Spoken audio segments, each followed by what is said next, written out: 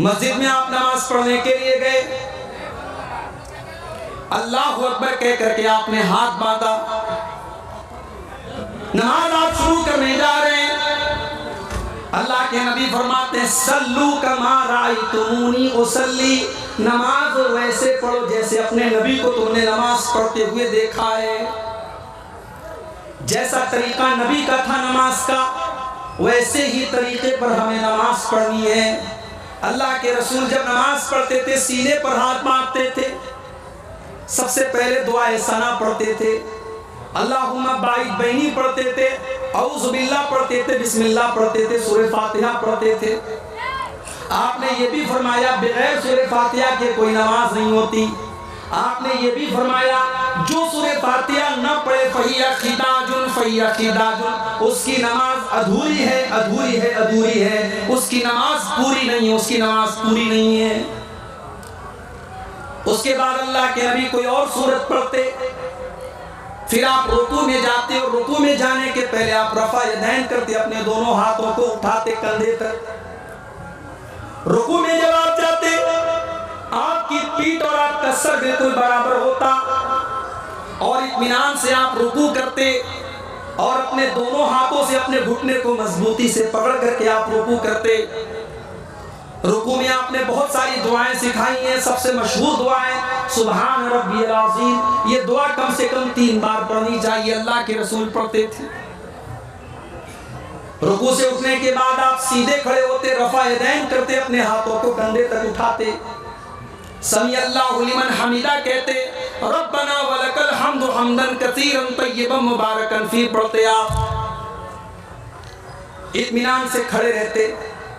उसके बाद आप सजदा करते और सजदे में जाते वक्त पहले अपने हाथों को जमीन पर रखते, फिर अपने घुटने को बाद में रखते।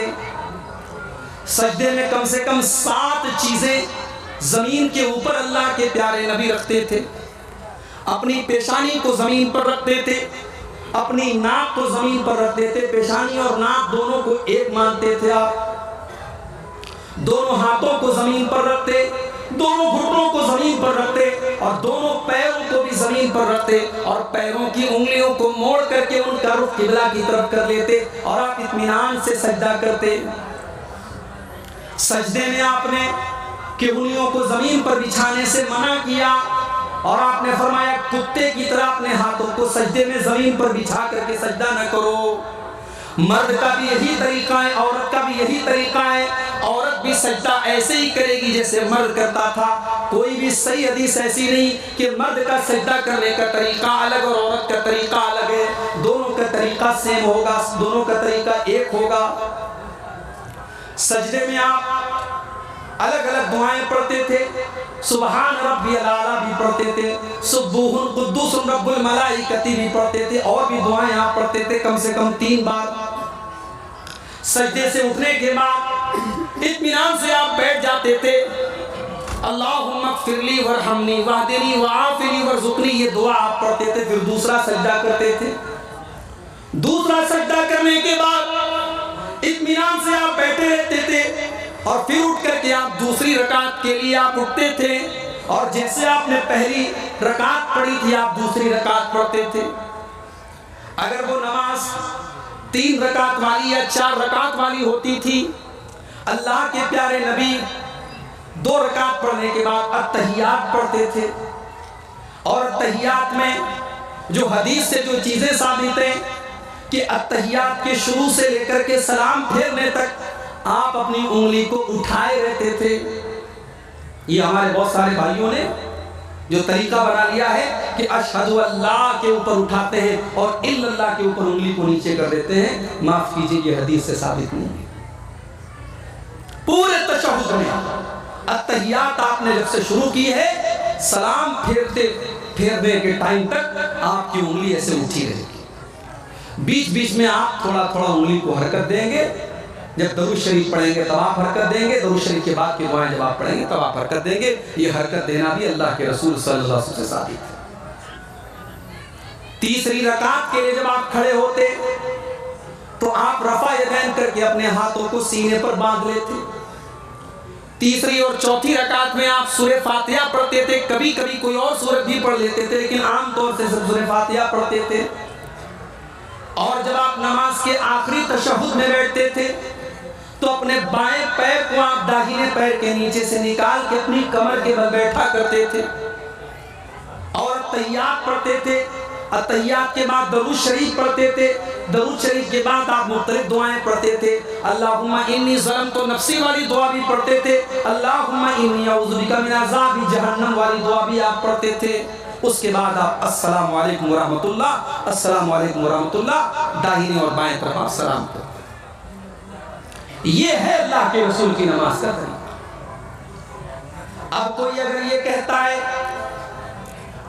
मौलवी साहब आपने तरीका तो बता दिया, लेकिन हम तो उसी तरीके पर नमाज पढ़ेंगे जो बाप दादा से हम देखते चले आए थे। माफ करना मेरे भाई, अल्लाह ताला के आपसे ये नहीं पूछा जाएगा आपके बाप दादा कैसे नमाज पढ़ते थे। अल्लाह ताला के ये पूछा जाएगा आपकी नमाज रसूल के तरीके के मुताबिक थी कि नहीं थी। इसलिए कि अल्लाह ने ऐलान कर दिया, लक़द कान लकुम फी रसूलिल्लाहि उस्वतुन हसना।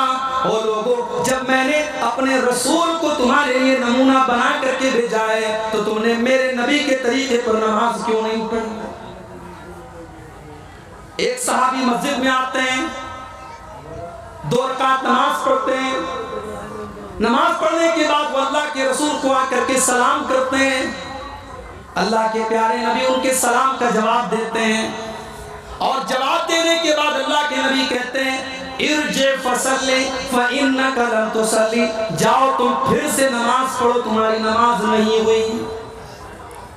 सहाबी फिर से आते हैं, फिर से 2 रकात नमाज पढ़ते हैं, फिर आकर के अल्लाह के रसूल को सलाम का जवाब देते हैं।